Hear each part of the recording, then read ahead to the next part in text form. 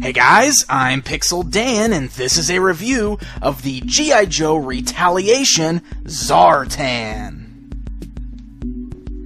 Now, it does appear that this first wave of figures from the new G.I. Joe Retaliation toy line don't really have a whole lot to do with the actual G.I. Joe Retaliation movie. I believe the more movie-accurate stuff will be showing up in Wave 2. And this Zartan figure here from Wave 1 definitely feels like another one of those figures who is not very movie-accurate. So let's go ahead and take a look at him. Now, Zartan comes in that brand new G.I. Joe Retaliation blister card, complete with images of Snake Eyes and The Rock as Roadblock up at the top. The back of the package gives us a few different shots of Zartan showing off all of his different accessories and his action feature, along with a look at some of the other figures currently available in this first wave.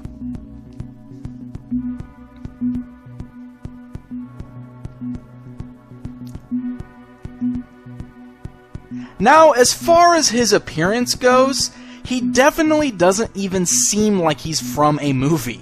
This doesn't look like your typical movie action figure. He seems almost a little stylized in design. In fact, the slender build on him and the stylized looking face almost makes it look like he's from the G.I. Joe Renegades cartoon, even though this isn't quite a Renegades design. That's just the feeling I get from looking at this figure. Now, I don't know for sure if this is ever how he's going to appear in the film, as we haven't seen it yet, but I do know everything we've seen so far shows that Zartan is just disguised as the president.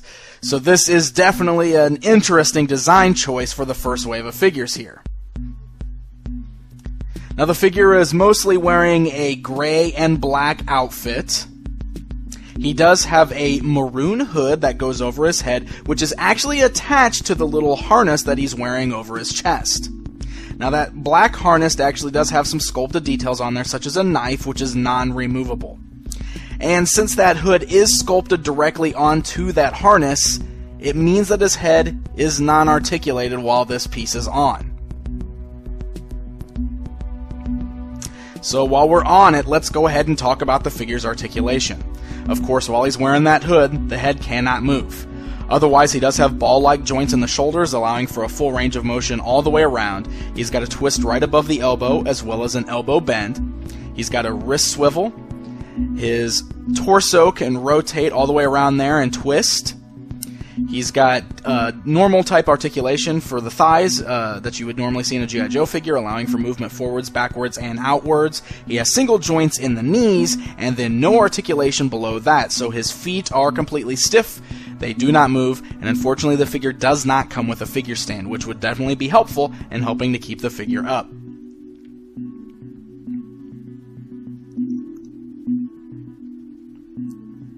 Now, as far as accessories go, Zartan actually includes quite a few. First of all, he does come with his little crossbow weapon, which Zartan is famous for. It's made of just a solid blue plastic, so there's not a lot of detailing or anything like that going on there. He can hold the weapon in either of his hands. He didn't actually get some pretty good two-handed shots out of it. However, part of the problem, since you can't really turn his head with that hood on, you can't get a lot of really great poses out of him while holding that actual crossbow. He just kind of holds it in front of him, so not a whole lot you can do with it there. Now, he does also come with this cool quiver of arrows, which can plug into his back there. You can see there's a hole in the harness that he's wearing that is over the hole in the back of the actual figure, so the quiver can just plug right into the back there, and it's nice and solid. And it's great for a little extra piece. Now, one cool thing about the back piece there on that harness he's wearing is there is actually a slot where you can holster his crossbow as well. It just kind of plugs on there. However, you can't holster that and the quiver at the same time. You can see while he's got the crossbow holstered there, it just blocks the hole where the quiver would go. Now, maybe you can kind of play around with it a little bit and get them both on there at the same time, but I was unsuccessful at doing so. Alright, so the action feature here is that he does have interchangeable heads because, well, Zartan can change disguises. Now, he's got this other action feature that goes along with that, which is the glowing eyes. The way the package describes it is that you can tell that the disguise he's wearing may not be the real character because the eyes might be glowing red. So here's what we've got going on here. The actual Zartan head has green glowing eyes, and that is activated by shining light through the top of the head. This is a very old school action feature that we used to see on lots of toys back in the 80s and early 90s. There's actually a slit in the top of the hood, which exposes a piece of green plastic that's actually molded to the top of the head. So you shine light down through that, and the eyes light up green. It's kind of a neat little effect. But here's where it's kind of a problem. Now, if you take this harness off by unsnapping it there, you can expose the head underneath, which is how you'll do the interchangeability. So here we can see that the top of the head just has this big, gaudy hunk of green plastic on top for the actual action feature. Now, it's not so bad on the actual Zartan head because he'll be wearing that hood over it, but when you start adding on some of the other heads, it does look a little bit garish because you just have this giant hunk of red plastic on top for the light-up red eyes. The only one who does not have this problem, of course, is the Snake Eyes head, since there are no eyes, since they're just covered up. So, there's 4 heads in total, with the regular Zartan head, then there is also the Snake Eyes head, there's the Storm Shadow head, and then there's the head of Lieutenant Commander Data of the USS Enterprise. Okay, obviously this isn't supposed to be Data. I'm just not sure exactly what it is. It looks like Data, but I think it's supposed to just be some kind of generic head. The package doesn't tell you what it is. I don't know, maybe it's Duke with darker hair, or...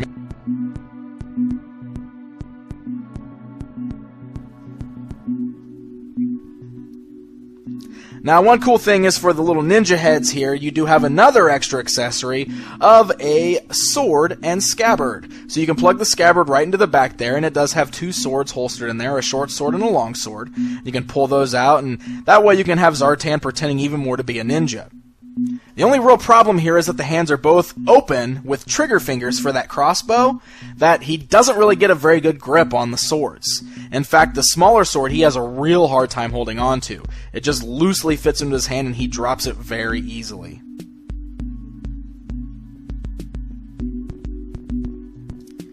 Now, of course, if you want to, you can also put those heads on underneath that hood. So if you want to leave the hood and the harness on and interchange the heads, you can do just that. So there you go, guys. There is a look at the new G.I. Joe Retaliation Wave 1 Zartan. Again, it's an interesting design for a movie figure because he doesn't look like a movie figure. And it is yet to be seen if this is any way at all how he's going to look in the film when he's not disguised as the president. The figure itself is okay. The articulation is really basic, and the interchangeable heads are kind of neat, but that glowing eyes feature does leave those really gaudy looking pieces of colored plastic on the tops. Now, these G.I. Joe Retaliation figures should be hitting stores right now, but if you don't feel like going out and hunting, why not head over to www.nerdragetoys.com. They have some of the G.I. Joe Retaliation figures in stock, pre-orders available, and lots of other incredibly cool toys. Until next time.